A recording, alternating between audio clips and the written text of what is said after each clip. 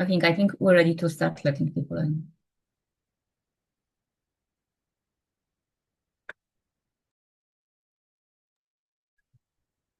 Cool. We'll begin. All right. Hi, everyone. Thank you for tuning in to this month's Funk Lecture. Before the talk begins, there are a few announcements I want to make on behalf of the International Biogeography Society. So, our next biannual conference will be held in Aarhus, Denmark, in early January. If you haven't registered, you can still do so. The last day to do so is by December 15th. But keep in mind, registration is capped and we're approaching that threshold. If you have registered, on the first day of the conference, there are a handful of workshops that you can attend on a variety of topics from publishing to methods to marine biogeography. And you can learn more about these workshops on the Tibbs R House website. Yeah. And then at the end of this talk, we'll have a quick Q&A. So if you have a question, you can type it in the Q&A chat box, or you can raise your hand and we can unmute you and you can ask your question directly to the speaker. Yeah, and again, thank you for attending this month's lecture. It's being recorded and will be posted to our YouTube channel shortly after. So if you want to watch it again, you can, or if you want to share it with someone, you can. Um, yeah, then for December, there's going to be no funk lecture, but the funk lectures will begin again in January, where with Pedro Perez Neto being our first speaker of the new year. And I will pass it to Marta to introduce our speaker for this month. Thank you, Raymond. Welcome everyone to our last Funk seminar of the 2025. We are very excited to have Dr. Laura Pollock with us today. Dr. Pollock is an associate professor in biology at McGill University and the Montreal AI Institute called MILA. She has a BS degree from the University of Wyoming. Once she completed that, she moved to Australia to pursue a PhD in the ecology and evolution of eucalypt trees. And after that, she completed a Marie Curie fellowship in France. So she has traveled the globe pursuing science and ecology and evolution. Dr. Pollock works at the interface of biodiversity modeling and conservation planning and has advanced methods for multi-species communities in predictive modeling, indicator development, and 30 by 30 planning. She wears many, many hats. She is a co-lead of the modeling axis of the Quebec Centre for Biodiversity Science, a co-lead for the environmental group of IVADO, which is a consortium in artificial intelligence. She's also a co-PI of the NSF and NSERC-funded AI and Biodiversity Change Global Center, and she also directs Blitz the Gap program. She has contributed to open science and policy initiatives such as Open Nature, GeoBond, Bone in a Box, and the IUCN Species Survival Commission. So she's done a lot of different things beyond just doing basic science, which is also wonderful. And today we will hear from her about some of her efforts to try to fill the Wallacean gaps around the world, which is the paucity of data on species distributions. So without further ado, I will turn it over to Dr. Pollock. Laura, the floor is yours and you can share your slides. Great. Thank you, Marta. And hello, everyone. I can't see you, but I assume someone's back there behind in the void. Okay, let me share my slides.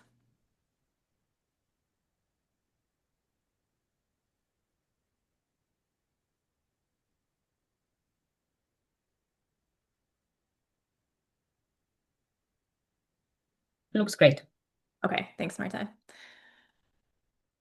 Okay, so today I'm going to talk about the Wallacean gap, which has been problematic for me personally for many years, and I know a lot of you think about it.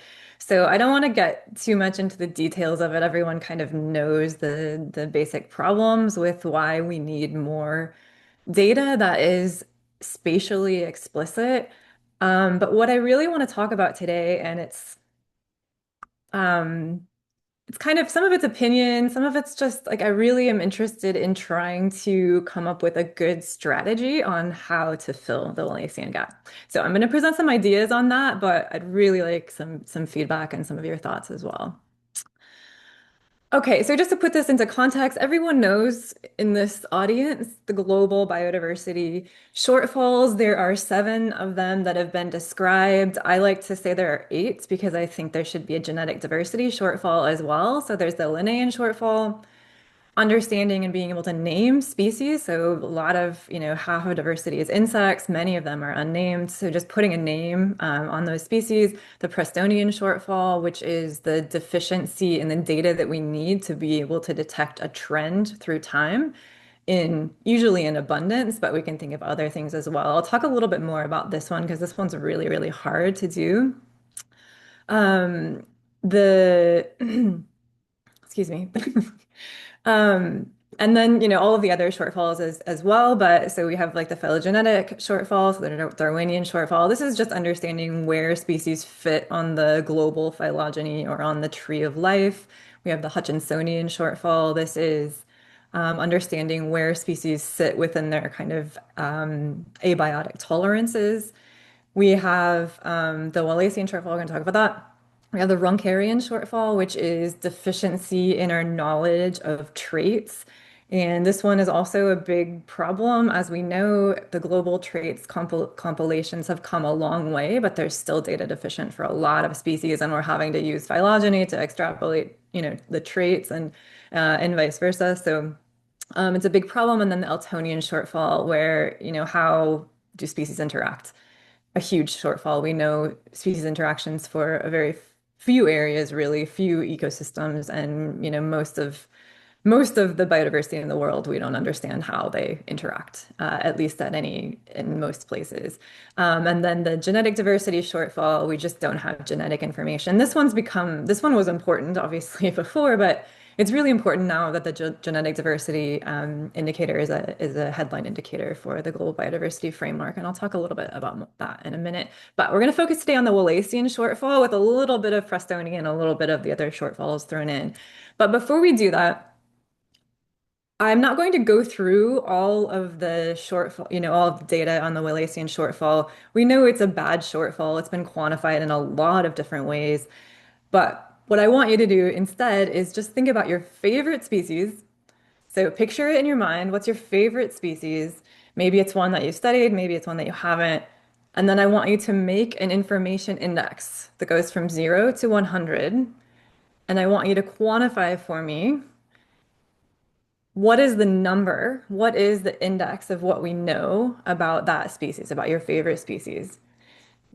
Like if we wanted to know everything, where you would be like, I am really happy, I'm satisfied that we know everything we need to know about this species to do my science or ask these questions. Okay, so I think you can write it. If you can write it in like the Q&A, I just want the numbers.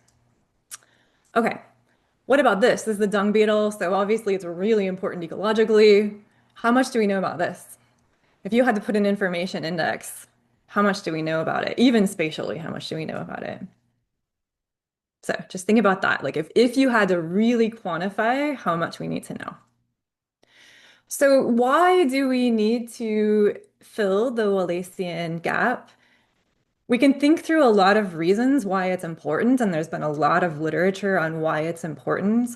One of the most important things is species discovery, right? This is kind of the basic thing that we need to do. We need to understand where our taxa are, what their names are. And usually we think of discovery as coverage, as a question of coverage. So coverage across taxonomy or across space. We can think about prediction. So this, we often, because we don't have enough data to cover all the places at all the time periods, we often use modeling to do that. So prediction through space, through time, making a map, like with a species distribution model, thinking about detecting change and modeling change that's happening either seasonally or annually. And then, of course, attribution. So we not only need to know why or sorry, we don't only need to know if things are changing or not, but why. How are they changing?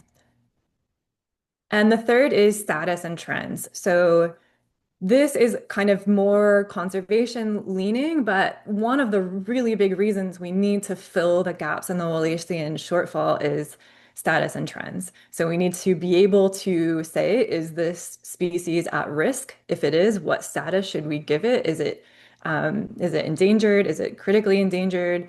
Um, is it fine? Is it doing well?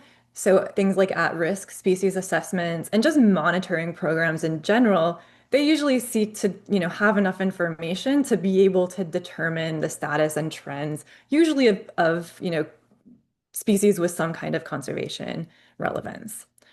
And the last thing is just, other applications. And you could put a whole bunch of things in here. The thing that we think about in my lab the most is spatial conservation priorities. So where in the world should we be protecting? Which areas really need to be protected that aren't currently?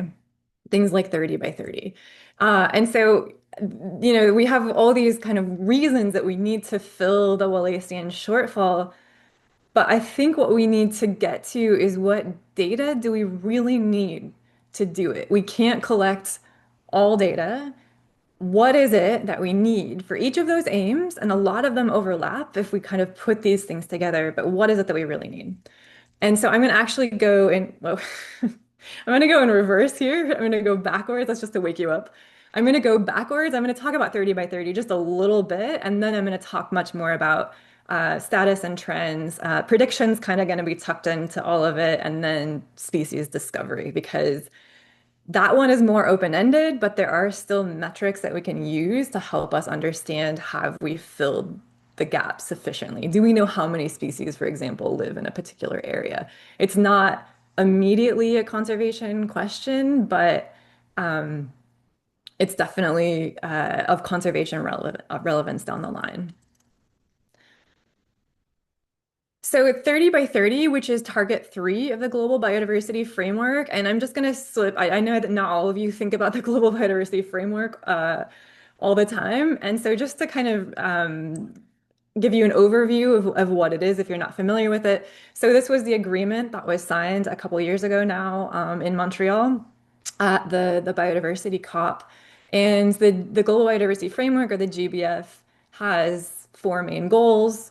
Goal A is mostly to do with biodiversity. It's where biodiversity kind of fits the best in Goal A, which is about ecosystem health and sort of halting extinctions and maintaining genetic diversity.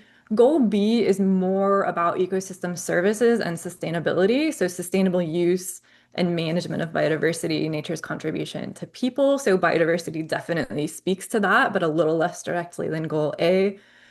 Goal C is about sharing benefits from genetic resources and other things, protecting traditional knowledge.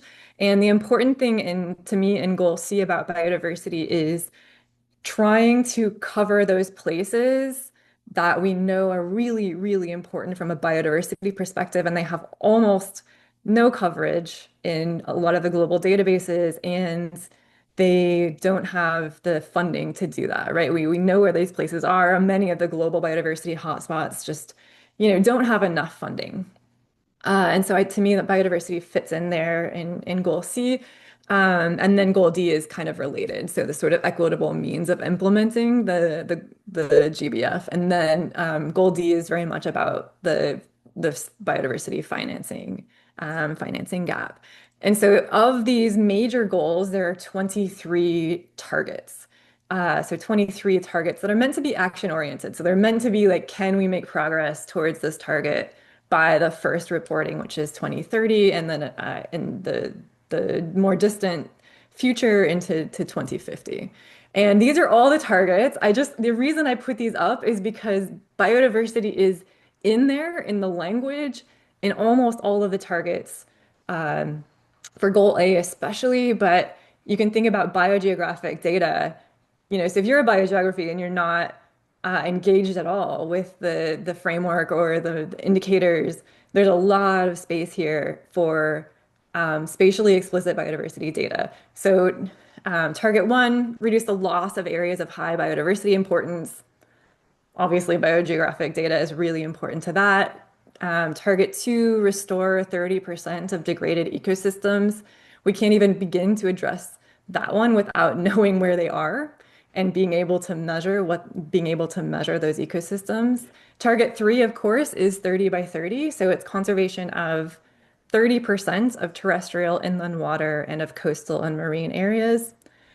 And target 4 is urgent actions to halt human-induced extinction of known threatened species and for the recovery and conservation of species. So biodiversity data speaks to that, especially range data, because range data, if we don't know abundance of for a species really well, then we also need to know about the range of a species for at-risk species assessments, for IUCN, and also for this target 4.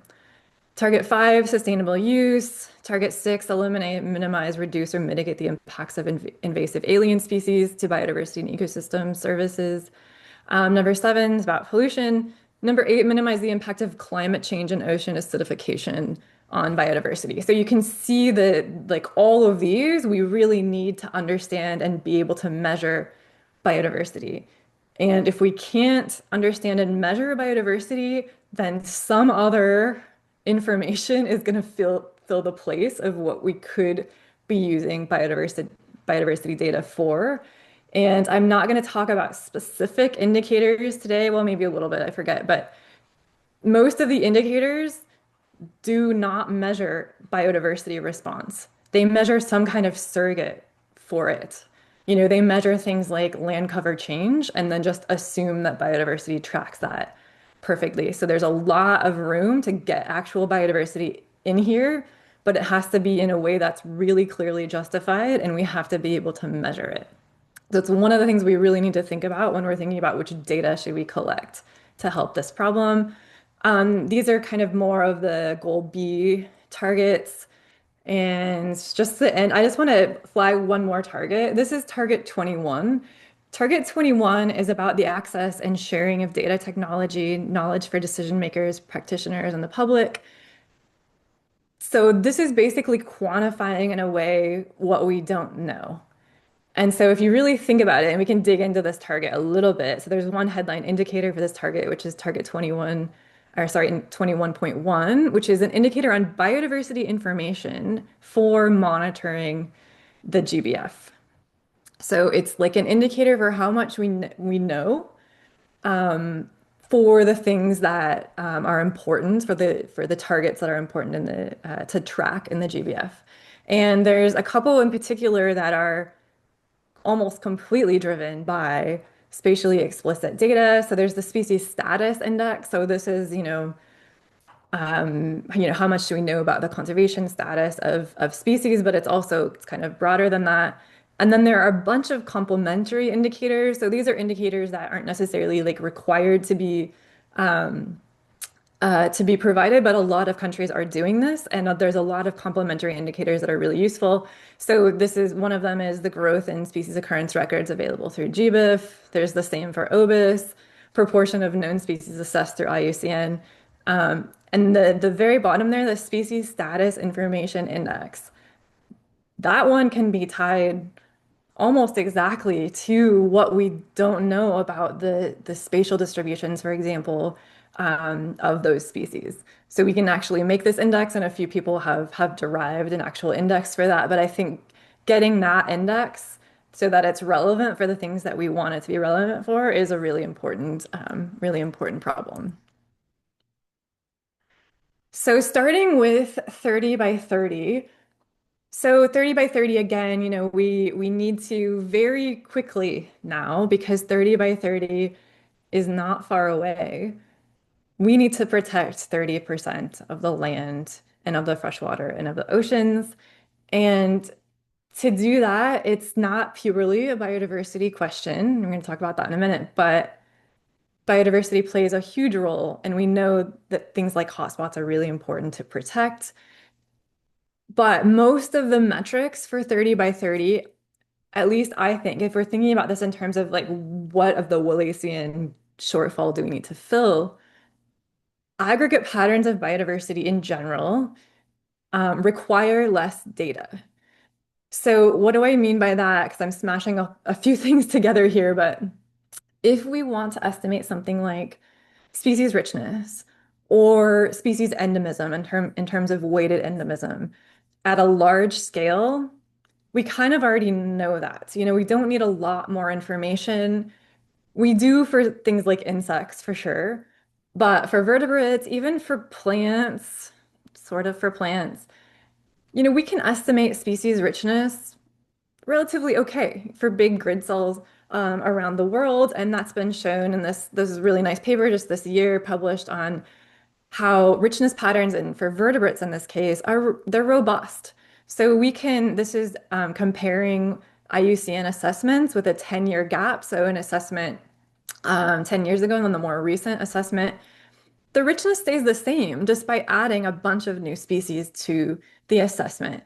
And this is true also for spatial conservation priorities. But if we just need to know overall kind of where the richness is, we know that already. And that's great. And so we don't necessarily need to collect more data specifically to be able to measure species richness in big grid cells. Um, the other thing about it is, as I mentioned with spatial planning, so spatial planning, at least the multi-species kinds of 30 by 30 planning, where you're trying to identify, where to protect based on what's already protected. And if you care about a bunch of different species, the way that you do that is you choose places that have a lot of species, first of all, and a lot of endemic species. So you want species that are found in an area which just aren't found anywhere else. And those are the areas that you would protect because that's lowering extinction risk for as many species as possible. So again, those are more or less stable in most cases, that metric. In fact, it's even in some cases more stable than richness. Not always, but because it's this aggregate metric, you're averaging. Anytime you start averaging and you have more than 80 or 100 species, you're going to arrive at more or less the same answer. And so, in this case, again, we don't necessarily need more data to understand where the spatial priorities are. And the other thing about the 30 by 30, and I think most applied situations is that other things matter too. And anytime other things are influencing your decision, then the biodiversity is going to be reduced a little bit, or the impact of the biodiversity on the decision that's made. It's still important, but it has to be weighed against all of these other competing interests. So this is some work we did in Canada where we did the 30 by 30 priorities for all the vertebrate species for butterflies and for plants. And what we found is, and we tried everything. We tried all possible combinations of should you use different SDMs, should you bias correct, should you care only about birds, should you care only about at-risk species. And what we found from all of that is that none of it matters as much as if you're coordinating together as a country versus if you're coordinating separately as different regions. That was the single most important factor that determined where the spatial priorities were. And it actually reduced the efficiency of the resulting conservation plans by quite a lot. So there's about 13% of species are adequately protected in Canada already based on the existing network of protected areas, which is I think about at 15 or 16% right now. It might even be 17. Don't quote me on that. And so if you want to, basically, you can still get a lot of gain by protecting the places that need to be protected. So getting to that 30% in the best places for biodiversity, you can go from 13% protected to 35% protected. That's if you're doing it for every province individually. If you're protecting everything as a nation, which there are mechanisms for doing that. It's not commonly done, but it is being thought about in a lot of nations now for how to get to these targets. You could actually protect 60% of the biodiversity, which is a huge gain just by thinking about it as a country rather than thinking about it individually. So in that case, it's not necessarily the biodiversity data that we need more of. It's a lot of other things, but it's not really the biodiversity data. So we found the same thing globally. That's the same pattern. So globally, this is for vertebrates globally. So about 24% are already protected. And this is based on well, we can talk about what the designation here, but it's basically all OECMs. So if you protect up to, if you do national coordination, which is every country individually, which is kind of the biggest scale you can hope for in a spatial planning exercise, you can go from about a quarter sufficiently protected to 61% of the vertebrate biodiversity that's sufficiently protected. But if you're to do global coordination, so everyone gets together, works together as a world, which of course would never happen. But if you were to do that, 93% of the species would be protected in that very ideal situation.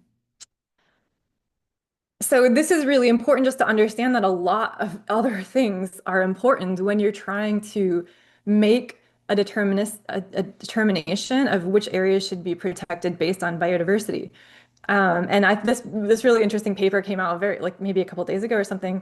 What I thought was really interesting because it's saying 25 years of misinterpreting the biodiversity hotspot approach. So we've known where the global biodiversity hotspots are since the Myers paper. Like we've known these for a long time, but there have been lots and lots of research on global biodiversity hotspots and refining them and doing all of these things. And these authors are making the very good point that none of those papers have really been implemented, at least at a global scale. There's been a lot of great local work because the scientists don't actually understand the funding mechanism and the mechanism at which these hotspots are actually protected. So I thought that was a really interesting, yes, it's about the data, but it's also about like getting the data to where it needs to be in terms of what's actually happening from a conservation perspective.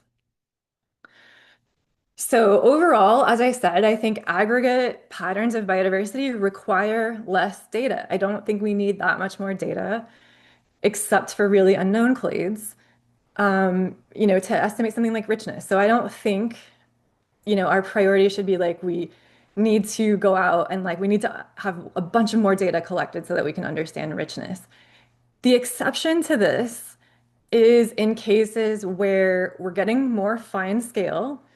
Anytime you go more fine scale, you really, really outstrip the biodiversity data that we have pretty quickly. And the other case is bias. And so when you have a biased data set, it can absolutely impact richness patterns. It can impact spatial priorities. It can do all kinds of things that you don't want in your data. If you're detecting a trend through time, biases are very, very well known to impact the trend. So you either detect a trend if it's not there, or you don't detect a trend if it is, right? So this is a case going back to Canada. So this is the vertebrate example again. And in this time we looked at, because we're in a very data deficient, because it's very data deficient in a lot of these places, we can try to build models to make up for that. And this is just estimating richness for these different types of building models. So there's no correction, bias covariate correction, target group background. These are just different ways of correcting for bias within SDMs. There are more ways out there, but they kind of more or less do the same things. There's only so many options when you have presence-only data. You have to make up zeros in some way, and how you do that influences your results. So in this case, we actually get really different estimates of richness. So this is species richness, again, for vertebrates. And you can go from in the left with no correction. That map is retrieving more or less the sampling. So it's not necessarily retrieving the signal, although it is a little bit too, only because the sampling has been done more in the south, which is also where more of the biodiversity is, which is problematic from the models. But if you do the two different types of bias of correction, with the bias covariate correction being like the most extreme type of bias covariate correction, this is where you put like a bias covariate. You put like basically a variable that estimates sample intensity directly into the models and then predict with it set at zero if it's something like distance to roads. This is really extreme. You only kind of want to use this if you really are working in very biased areas, and that totally changes everything, like way too much, in fact, where you have, kind of almost homogeneous biodiversity throughout Canada, and then in this case, target group background, which is kind of the standard approach, does something in between, but they're very, very different. And if you then look at each species, In the no correction, if you look at like each species in response to climate change, in the no correction scenario, you actually get almost every species is going to increase. In the bias covariate correction, you get almost all species are not changing at all, or maybe they're decreasing a little bit. So if you were using these models to estimate range shifts, which you would not do, then you would get entirely different answers just based on the models that you build. So bias is really annoyingly problematic. We have one of a method to kind of both adjust for bias as well as validate. I'm not going to talk a lot about validation, but validate models. So understanding when you can trust different models, and it's not only about cross-validated AUC that will give you, depending on what you're cross-validating to. If you're cross-validating back to biased data, you're going to get a very biased answer. And so we've been trying to cobble together different ways of evaluating species distribution models. So we have something called occur, the occur validation, which is occurrence checklist range. And here you validate the models based on a combination of occurrence, which is the standard procedure, ranges, which is things like IUCN ranges, which is also common but not as widely done. But then checklists also, because checklists are really, really important. eBird, of course, is the classic example here. But there are checklists. There are a lot of places in the world that have species lists, for example, for a national park. Most national parks, they know which species are there. It's not centralized yet, but there are some examples of attempts to kind of standardize this kind of information. So I really think this kind of thinking outside the box a little bit when we're validating our SDMs is going to help us quite a bit. This is a case where we have European plants. So in Europe, they have one of the best plants plots data sets, the European Vegetation Archive, and it's called something else now, I believe. But it's thousands and thousands of plots that were fairly systematically evaluated. And so we actually have true presence absence data for thousands of species. In this case, we've modeled about 10,000 plant species here. And you can see how much this bias. So on the left is a stacked SDM, so a species richness from stacked SDMs from GBIF, and the other one is from plot data, and you can see they're completely different to the point where if you're looking at a very fine scale, if you're looking at 1 kilometer, for example, the two aren't even correlated. In fact, they're negatively correlated, just in terms of species richness. And so if you zoom out and get more of a large coarse grid cell, then it doesn't matter nearly as much. Then they become correlated again. But just to say that bias is something that even on the best sampled continent, it still can be problematic, even for the easiest to measure, one of the easiest to measure metrics, which is species richness. Okay, so that's more about the coverage question. So what is it? Do we need to know about more static pictures of biodiversity across the planet? But we also need to understand things about how species are shifting. And so how are they shifting in abundance? How are they shifting in terms of biomass? How are the ranges shifting? So range shifts, as you know, is measured in a lot of different ways, some of which don't really line up with each other. And so, what is it that we're trying to measure, and how do we do that? And how do we assess progress towards these biodiversity indicators? And, just in general, this is what is it that we need really from a trend? And we can think about this is, of course, what this is. This graph is a graph of climate change. But, we need some state of biodiversity on the y-axis. Then we have all of our data. And of course, we know lots and lots about this particular problem. So we have a lot of data. You can see that we've covered the inherent stochasticity or variation across. And we need to have a baseline. Because if we don't have a baseline, we don't have anything to measure any change against. And a baseline usually for the GBF it depends on the metric, but it's aiming for like a 2010, 2011 baseline, which is pretty recent to be able to detect trends in most ecosystems. But we need to have a baseline, and that has to be defined. So if we're just thinking about filling biodiversity data shortfalls, we also need to think about what is the information we need to be able to detect, is there a trend relative to a baseline? And of course, here we know that there is. This is the climate change signal. And the other really important thing is attribution, right? Why is it that this happened? And in this case, of course, we know that it's, greenhouse gases influencing the temperature. So if we think, take this graph and think about most ecology indicators, even things like living planet index or species habitat index or species protection index or something like that, how much information do we need to kind of detect a trend for that? How much information do we need to detect a range shift if it's happened? So we have global compilations for range shifts, which are really important, and they highlight really interesting things. Like we know a lot of species are shifting their ranges in ways that we don't expect. They're not shifting necessarily according to climate change only, right? They might be shifting for a variety of reasons, but it's really, really hard to predict that. It's hard to predict where range shifts are happening. And it's really, really hard to do that for most species just because we don't have the time series analysis. And I think for most species, we're actually working in this situation where we don't know anything about the historic record. And we know a little bit, about the last few years. And I think technology is really emphasizing this. So if you think about from now forward to 2050, we're going to be able to detect a lot of trends. But for right now, for the 2030 targets, you really just need a lot of, you need a lot more data historically. And then this is just kind of, really quickly, this is some stats just in Canada.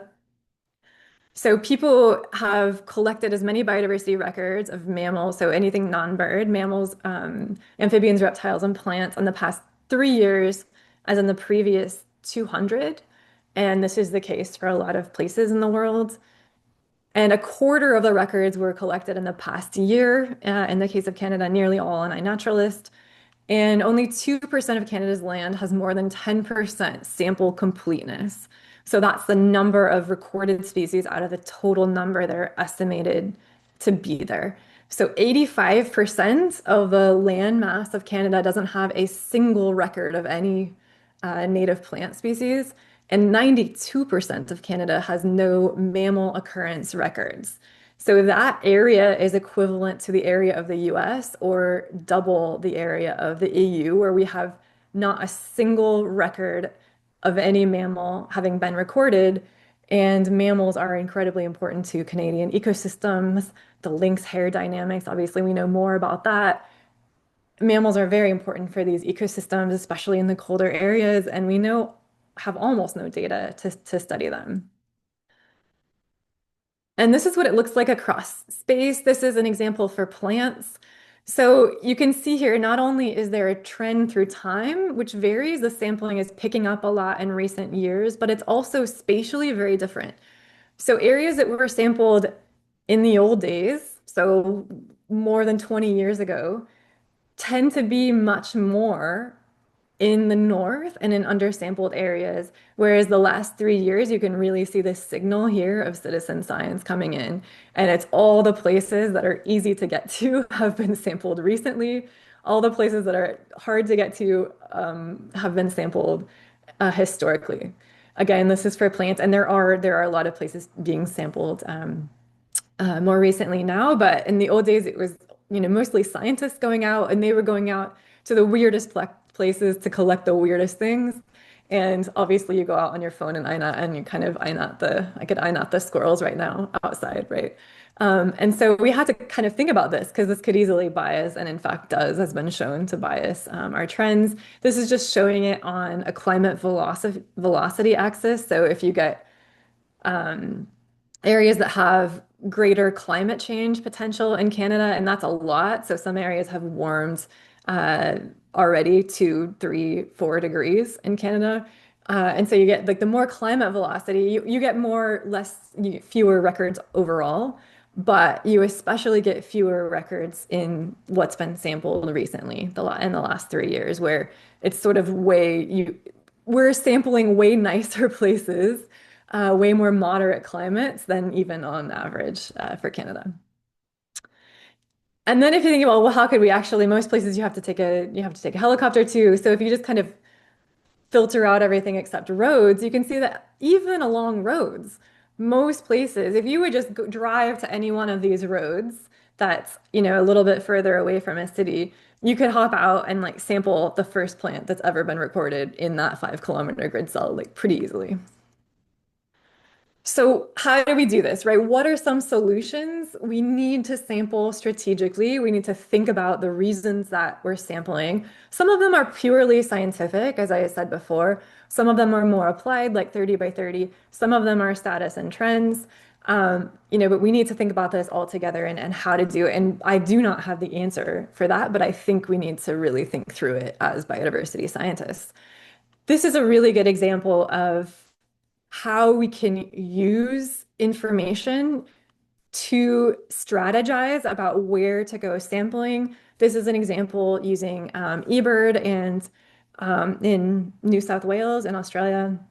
And it's an iterative way to update what's known about the species, but specifically for improving the models of this species. So this is probability of occurrence through time for an 8-year period for different bird species.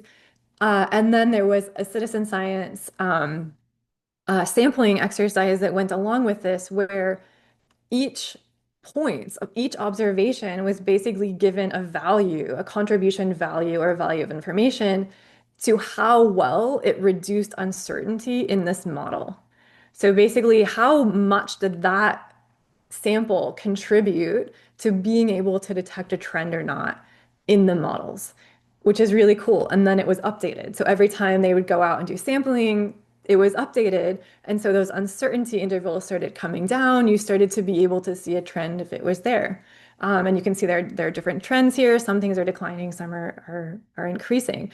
And so that's to me, this is one of the best examples of really directly tying new sample collection to directly into what is going to happen in the model. And it would be really nice to think through this for things other than trend detection, even for simple coverage. Where are the places where you go sample and it's going to actually improve relative to what you want to do? Like again, we don't need to monitor and sample every individual of every species, but which ones do we need to monitor to be able to do the things that we want to do? This is going back to that same example about the species distribution models for vertebrates in Canada. And this is just quantifying that. So this is the sampling itself. So this is the density of GBIF on the X, and then model-based uncertainty. So this is the discrepancy between different models that were fit using different algorithms and different bias correction. But obviously you can see here that there's incredibly high uncertainty in areas that are sparsely sampled, which makes sense. So if you were designing a way to go survey, you could go to these very specific areas that would reduce model uncertainty in the SDM in this case, or in the detection of occupancy trends through time. And I just want to talk a little bit about citizen science because I think, and feel free to argue with me, but I think it's one of the most important ways that we have because everything else requires either technology, and that's happening too. Absolutely, like technology is becoming cheaper, easier to implement. But traditional monitoring programs require a huge commitment, require the political will, require, lots of funding that's sustained through political cycles. It's a really hard thing to do. And that's why there aren't many of them. There aren't many very large scale monitoring systems. And so citizen science to me is an answer to that because we have so many people collecting biodiversity data out there. But the problem, of course, with citizen science data is it's incredibly biased. And as I mentioned before, bias changes the way that we can detect a trend or not. And so, are there ways to use citizen science and to have, people go out and collect those areas where we really need them to collect? And I'm not going to go in, I don't have any time to go into this, but we tried this last summer. It's called Blitz the Gap. We basically we created challenges. So this is the two graduate student-led working groups where we created a whole bunch of challenges, and then we ran a bunch of bio blitzes. And then we even had some initiatives where we paid students to go out. BC Parks has a great program where they have employees, they have summer employees to just go BioBlitz all the time, which is to me the best, that would be the best job.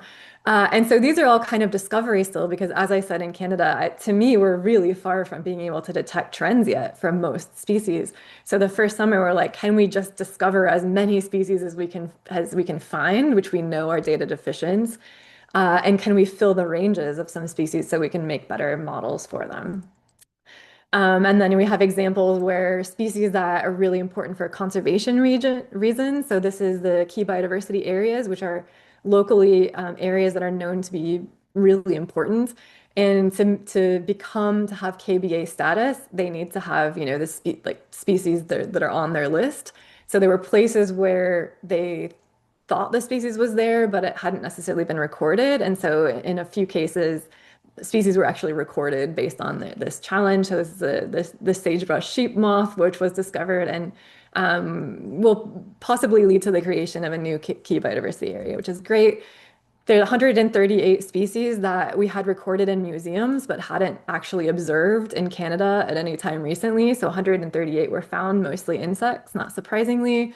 These are just some really cool pictures of what was found. And for the Wallacean shortfall, so this is again the mammal data set. So by far, most of the ranges are really, really poorly covered for most mammals. But we made some progress, and we made progress in some surprising places. These, if you know, are all very common mammals, like the moose, for example. We actually made a lot of progress, and it's just because people were going to places that were slightly off the beaten path. And moose are very common. So they were very commonly logging in moose to the point where we actually improved the overall distribution of it. This was a specific climate change example. So how do you record the species that are important for understanding the effects of climate change? And there was quite a lot of progress, again, because most of those species are in the north. And there was a concerted effort to sample there. And there was entire BioBlitz where this is an uninhabited islands, really, really far north in the Arctic, and it went from 0 observations to 9,000 observations of 170 species. Lots of northern range limits were found, and we are starting to derive indices. So again, what is the metric that we need to understand coverage? So we have the species coverage index and the Rosomsky index, which is two of our superstars, Brian Starzomsky and Brian Reynolds. We made a species area or species accumulation curve for their sampling, which is impressive. So it's how many records they log into GBIF versus how many species they find. If you extrapolate that, you can say how much effort do we need to fill, in this case, the Wallacean shortfall. And as you can see, it's still quite a bit. We still have some work to do, but we basically need 200 Brian and Johns to go to almost every grid cell that's undersampled so far. So in summary, we're just thinking about where do we really, really need more biodiversity data at the local scale for sure. Where do we need more data? And we've got to be strategic about it. Otherwise, there's no way we're going to report progress for biodiversity by 2030, even by 2050, if we're not strategic about it. And how do we fix it? What are the things we're going to do? What's going to work? How do we put together these new technology-based data streams with just going out and sampling? And we can all do it. And I'm really interested in having more people do it. So if you want to go outside and sample next summer, please let me know, and we should coordinate. So thanks, everyone. Thank you so much, Laura. This was fantastic. If you have questions, please put them in the Q&A box. Someone was, when you ask about how much they know about the favorite species, someone was not very optimistic and said 8%. 8% of knowledge was 8%? Which, look, yeah, I don't know what species was your favorite, but that's pretty low. Well, that's the interesting thing about the psychology of what species you're studying too, right? Are you studying the really unknown species, or are you studying a really well-known species? And how much unknown is still unknown? Like, do you even know what's unknown yet? That's another question. It's Yeah. another question, but you have to bound that metric, right? And so I think we just have to make decisions in some cases. Yeah. Okay. Well, First question comes from Juan Antonio Hernandez Agüero. Thank you for the talk. Do you think the temporal effect on spatial bias that you showed could impact the predictions we make of species performance under global change scenarios, given the changes in climatic conditions that we have experienced in recent decades? Are we predicting a worse future for species because we are subsampling when conditions change more? Yeah, that's a question I would love to know the answer to. So, predicting into the future is challenging even when we have a lot of really good data. But we have all kinds of reasons we don't. And bias is particularly problematic. I think in that case, also not understanding well the drivers. So, not understanding well what is the fundamental impact of climate change on species, like that's still really hard to know for a lot of species. And so, we're also fitting models. In a lot of cases, we're getting better at this, but we're fitting models on the present, on an average climate value, and then using those stationary correlations to project into an extrapolation situation. That's a really bad way to model, right? I mean, we do it because we have to, but that's really hard. And when you even have like space for time validation. So when people are predicting in one area and like extrapolating to an area that's warmer, for example, those are really challenging. And we've found in some cases are pretty optimistic. Like some cases are showing SDMs in general are predicting pretty well with what's happening. But a lot of those are kind of based on, again, this discrimination. And there's also research showing that if you want like more of a conservation metric, like if you want to know range changes, that's actually sometimes harder to predict than just a model that validates well based on discrimination. So it's a hard question. I don't know the answer to it other than I will say I think one of the improvements that we can have is better models that are on a time gradient themselves. So like as we're getting more data, fit those models to a temporal signal that's as fine as you can. Then we're going to get way closer to understanding like when we have a dip in temperature, does it actually impact that species? And if we can understand that, then I think we can, go forward a little bit better. Mhm. Yeah. Yeah, I agree with that. Okay, well, next question is from Lilkir Mascarenhas. Thank you for an amazing talk. My question regards the citizen science portion of your talk. You mentioned the inherent bias in this type of data. Could you discuss a little what you think are the biggest challenges or needs to address this bias moving forward? And additionally, going a little into other types of shortfalls, do you think there's potential in citizen science to sample not only occurrence data, but also abundance information? So the first question, the main bias that you would if you model where people go, gee, but if you have a very good model, first of all, people are very predictable. And your model basically says that that people sample near large population centers. So a natural area near a large population center is going to be sampled to death, and that's great. But getting people off the road, off the trail, anywhere that unusual is really hard. And I don't know, but just from our little experience this summer, it was kind of like only the people that know what you're doing and are actively trying will do it. They will. But it's a big lift to ask people to do something that they normally wouldn't do. Like who walks off the trail? Like no one does that because it's hard, right?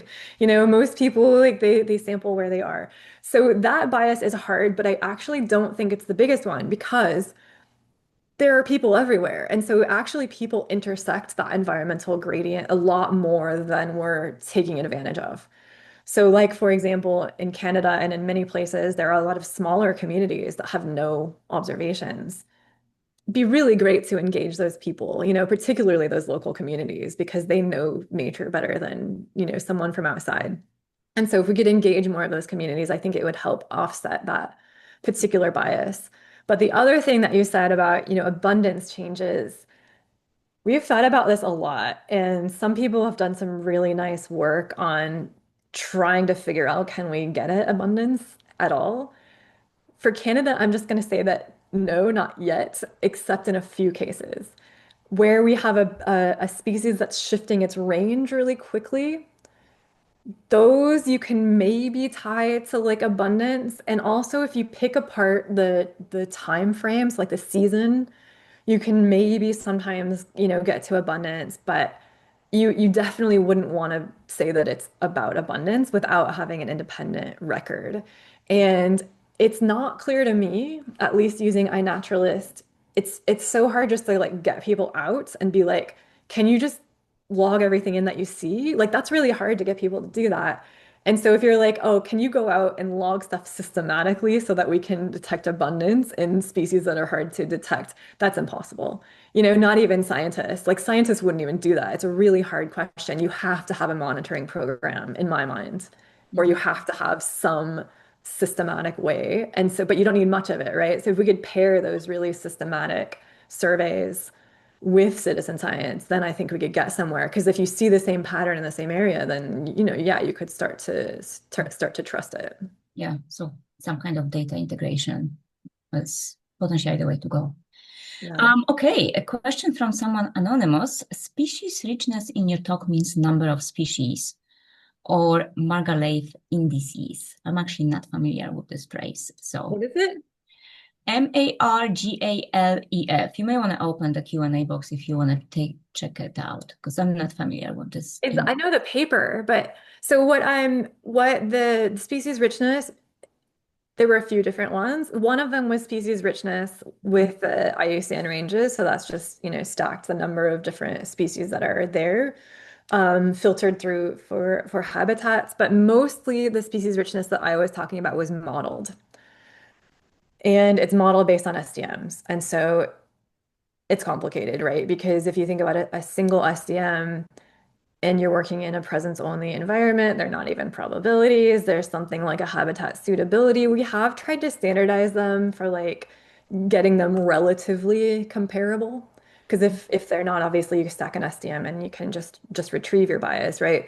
There are a lot of different ways to do that, but richness in that case is the summed probabilities or summed pseudo probabilities across all species for a particular area.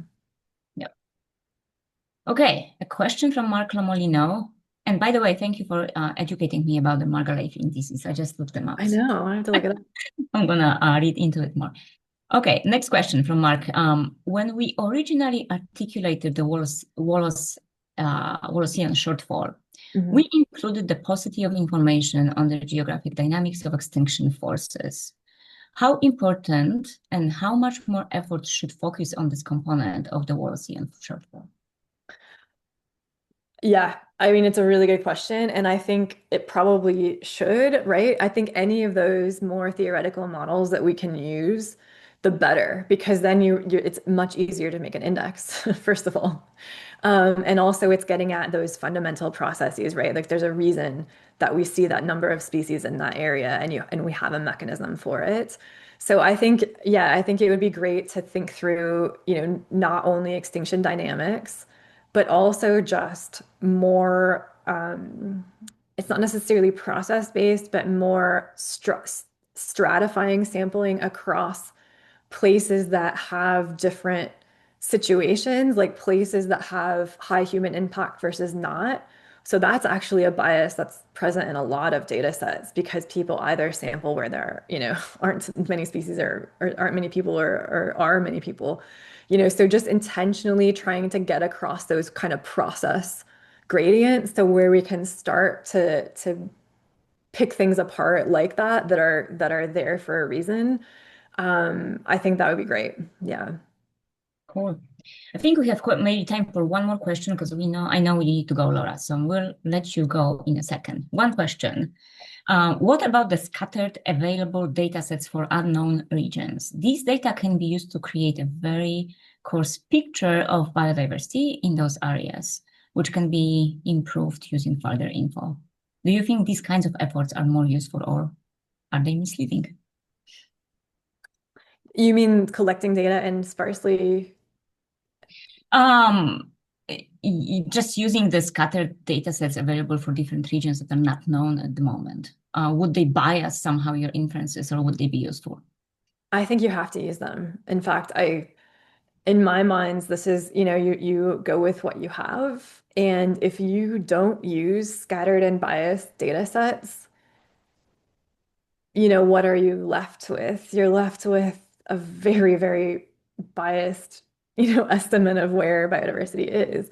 So I think we have to. You just interpret them carefully. And for the coverage issue, I think yes, of course we can increase our knowledge of the geographic distributions of the taxonomic coverage of species for sure with scattered data sets. Again, when you get towards like abundance through time, I don't think you can probably do that in a lot of places. And I think we just acknowledge that and be like, look, we're using these for what we can.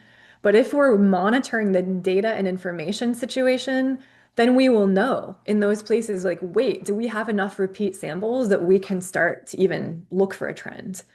So I think, that's as important as keeping track of this data deficiency, target 21.1 as everything else. And if we could have a really nice platform or way to do that, where you have, again, we have to define the metrics, we have to have the objectives there. But if we were to all agree on 4 things and look for it globally and have a system that updates every few days, even with GBIF, I think that would be really cool. And I think we could really make progress that's measurable and we could report against, instead of just talking about the gaps all the time, we could be like, hey, we've made progress. And there are 3 more areas in Canada or in South America, wherever it is, that we can now begin to detect a trend through time. Mm-hmm. Well, thank you very much. I'm sorry that we didn't get to all the questions. There were many more, but we need to let Laura go because she has other commitments. So thanks again, Laura, for coming. Thank you all for joining us. And if you're in Aarhus, come say hello. We'll be there, both me and Raymond. So come chat with us. Tell us about your experience with Funk Lecture. Give us advice on what to improve and how to improve. And if not, then we will see you hopefully in January for the next Funk Lecture.